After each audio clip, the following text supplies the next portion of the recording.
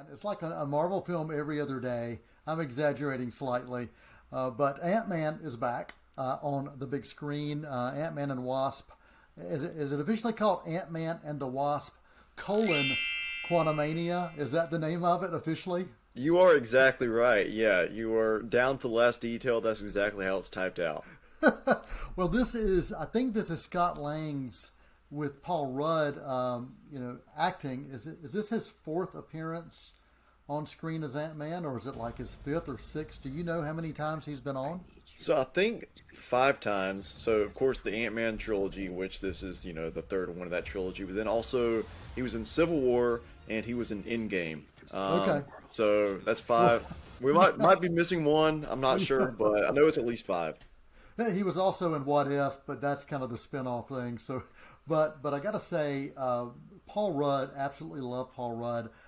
When I first saw him on screen as Ant-Man, it was one of these films that I really wasn't excited about until I knew Paul Rudd was attached to it, and he perfected it in a way that just felt so dang fun. And the first film in particular, and also his contribution to Endgame, those are like two of my favorite incarnations of Ant-Man on screen. Let me get your thoughts on this one, because this is starting kind of a new phase in Marvel, or taking us in a new direction, that's for sure.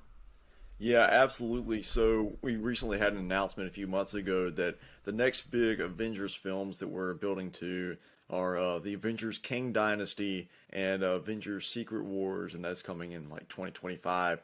And so Kang the Conqueror, played by Jonathan Majors, and he's a really interesting character because there are multiple variations, multiple portrayals of this character throughout the multiverse.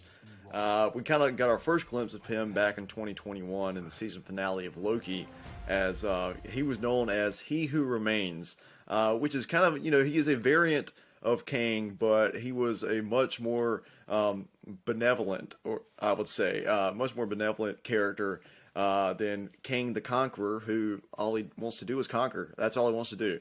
And so this, in Quantumania, this is our first real look at Kang the Conqueror. And I'll say... So he wants to conquer, kind of like your mom. Anytime your mom is around, she just wants to conquer things. It's Beth the Conqueror. Yeah. I got it.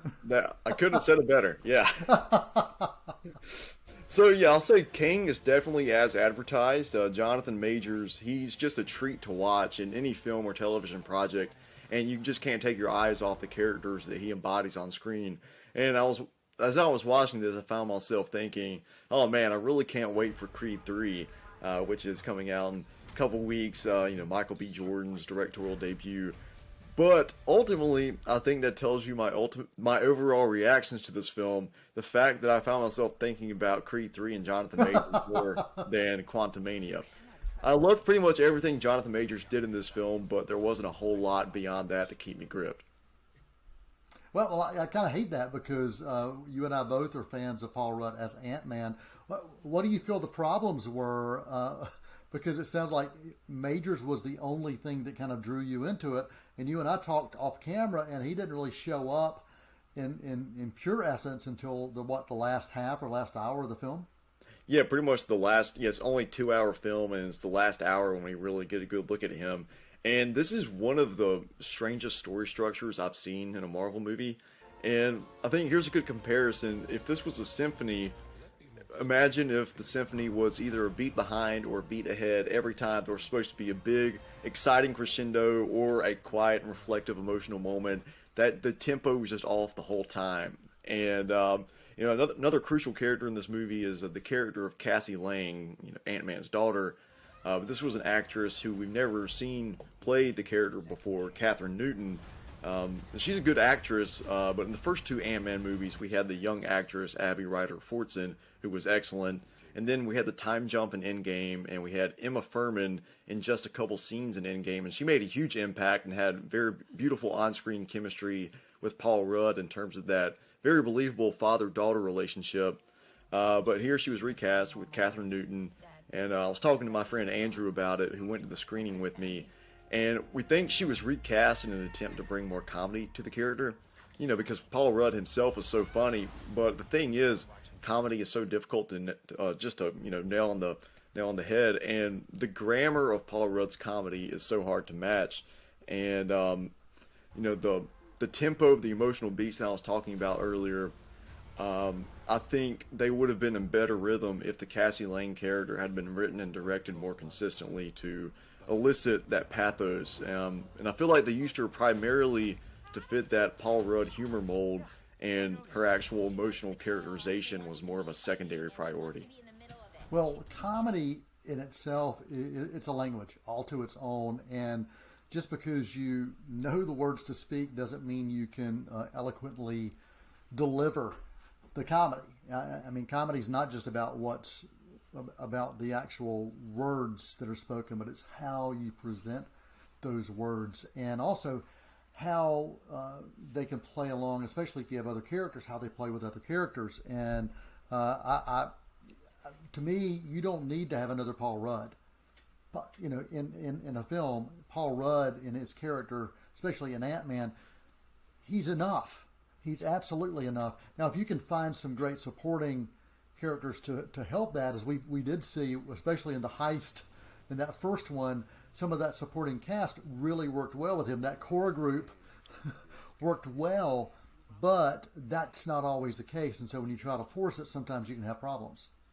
Yeah, and so much of the magic of the first two Ant-Man movies was his, the friends surrounding him, the ex-cons, as, they created a business called ex-con, which was hilarious, a great play on words. But, so you had Michael Pena, and then David Dastmalchian, and then T.I., and just their energy bouncing off of each other was just the perfect, it was just really in perfect stride. And but none of those characters are in this film at all, other than I think there might be a couple flashbacks where we see them, but that's it. And I found myself really missing, the days when it was just Paul Rudd and his buddies teaming up for basically a heist adventure.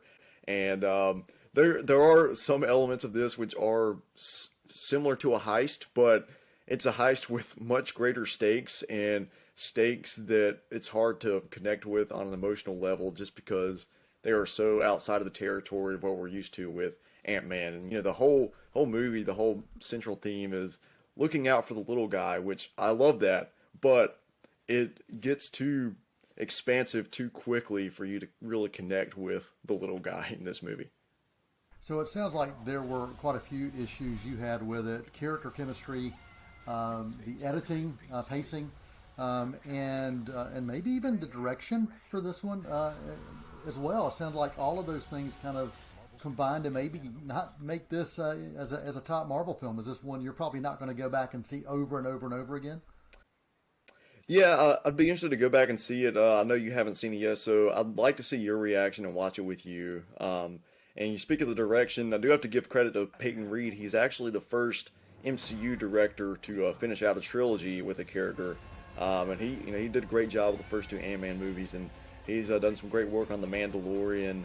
He really is a great filmmaker, but I just think that he was just ultimately juggling too much with this movie, and fell out of pace with his objective. And yeah, so I was fairly disappointed with Ant-Man and the Wasp: Quantumania. Although, if you want to go watch it, if you're going to see it for Jonathan Majors, then you're not going to be let down, because he brings everything that I was hoping to see with his character. So I think overall for Ant-Man and the Wasp: Quantumania, I'll give it a C plus, and which, hate to say, but that's where I'm sitting with it. Wow. Okay. Yeah. C plus, just a little over average for this MCU film. Yet another in this continuing saga of the Marvel Cinematic Universe.